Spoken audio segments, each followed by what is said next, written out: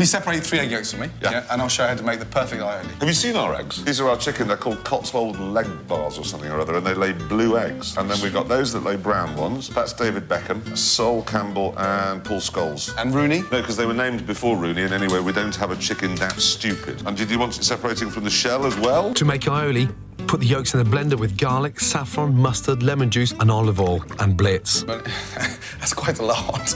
It's not toothpaste.